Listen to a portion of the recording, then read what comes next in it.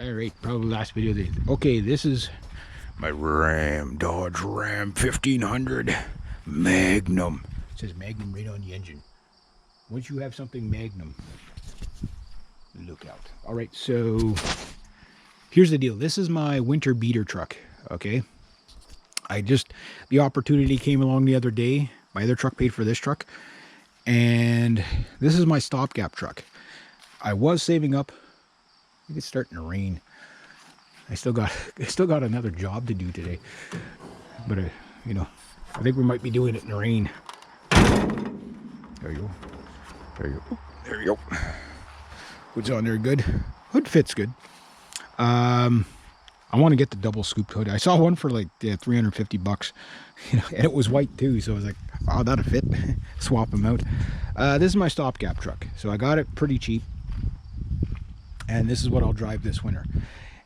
Which I would rather have a small car for the winter in some ways, but at least I still get the utility of a truck. So if I have to pull something, if I have to do something with it, like I say, I could turn this into a plow truck if I wanted. That'd be very cool.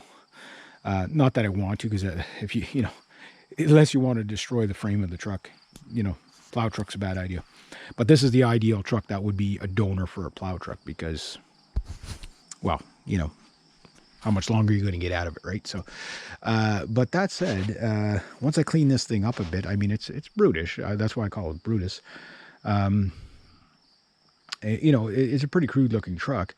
But once I got it all fixed up and I know that it's reliable for the winter and stuff like that, the thing is during the summertime, I could take the summer to fix it up. I'll keep it on the road all year just to have a secondary vehicle. But I can also, this is the stopgap truck, which because I got it for a good enough price, it was worth it to buy it. Give you an idea. I paid $500 for that truck, right? We'll have a look around this truck. Now this truck, I've been driving it for about a year now. How much longer I'll get out of it, I don't know. So far, so good. It has a few quirks and corks, but other than that, it's been a pretty good truck. I mean, I love this truck. Is a nice place to be. That place is a nice place to, that wheel, the seat, this is a very comfortable truck. Great drive. It's not a sports car, but you get the idea. It's just, if you had the money to just keep feeding the gas into it, I mean, and you had no place to go, it would be a cool truck just to cruise around in. It's just a really nice truck to drive. And it's a good work truck. It's definitely a good work truck. This thing, it's served my uncle well and it's serving me well. So, I'm the second owner of it. 2002 F-150. I wonder whose handprint that is. That looks like an Aiden handprint, aka my nephew. But I can't drive this truck in the winter because it's rear-wheel drive. Yes, I know there's people that drove forever in rear-wheel drive, but the places I go, like if you're never going off, like say the highway or whatever, and you had really good tires, winter tires, and 500, 800 pounds of weight in the back, yeah, you'd probably get away with it.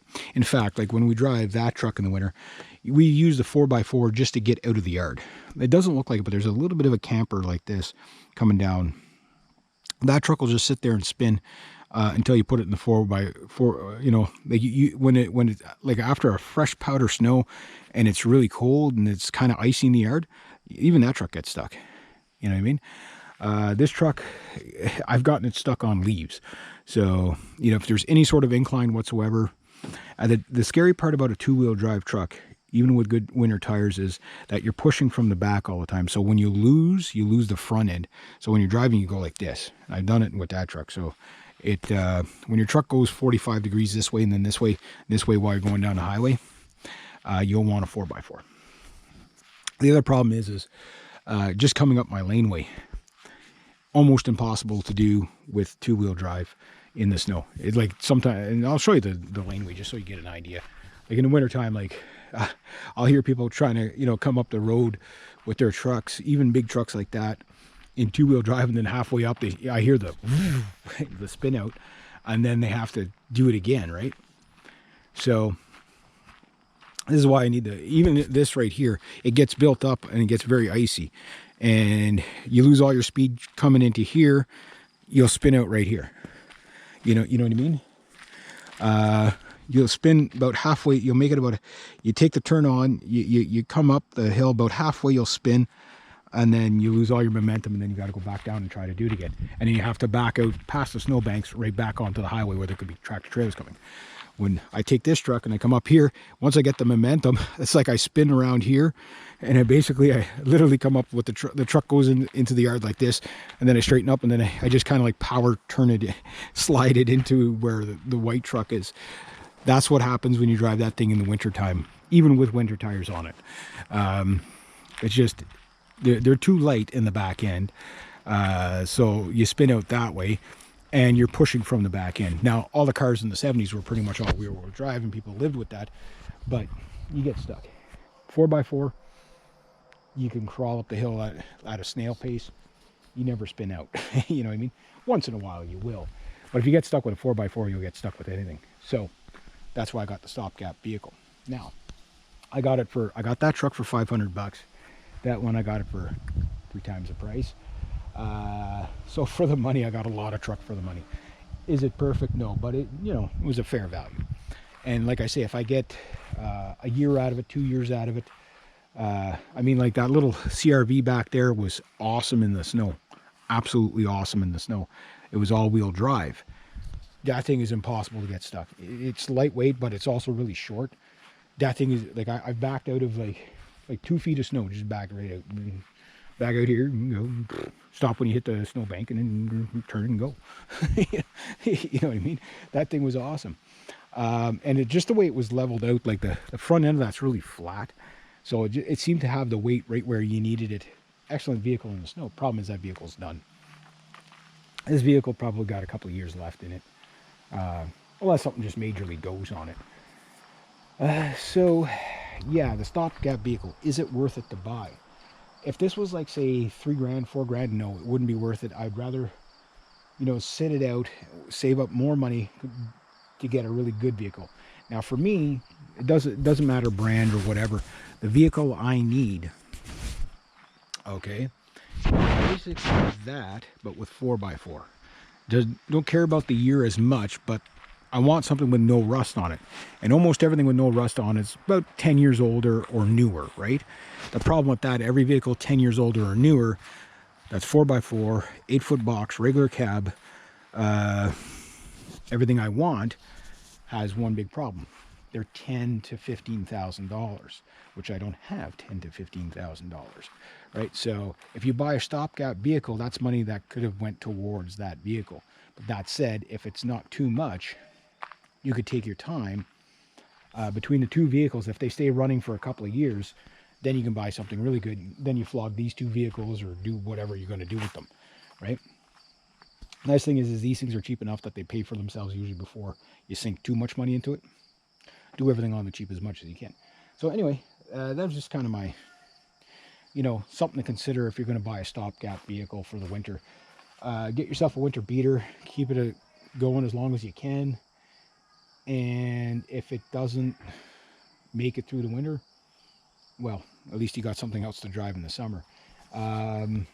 Keep one vehicle, just keep oiling it up. It's going to rust out. Like, what's going to get this thing is mainly the rust. It's the main thing that is getting that thing is the rust. Everything else about it's not too bad, you know what I mean?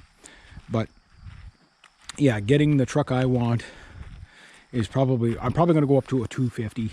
Not that I do a lot of hauling and stuff, but when I do, it's just like I'm missing out on potential jobs because the truck's not heavy duty enough. So a Ford Super Duty would really, really be something I'd be after. But this thing, again, I treat it like a business, right? I take the money that I make during the day. I take $20, I put it in gas, put it right there for gas, right? Every time I work until I got about a tank's worth, right? And I take another $20 and I put it aside for maintenance, insurance, you name it. In fact, I put so much money aside, I had my $1,500, kind of what I call a Murphy fund, kind of like something's going to break. Oh my God, I don't have any money to fix this. I don't have any money to fix that. No. I have the money all the time. It's just I don't spend it on anything else but the trucks, right? So you run it like a business. So you always have gas money. You never have to worry about that, and you always have, like you always have repair money. And then at the end of the season, you could take that money and put it towards another truck or something like that.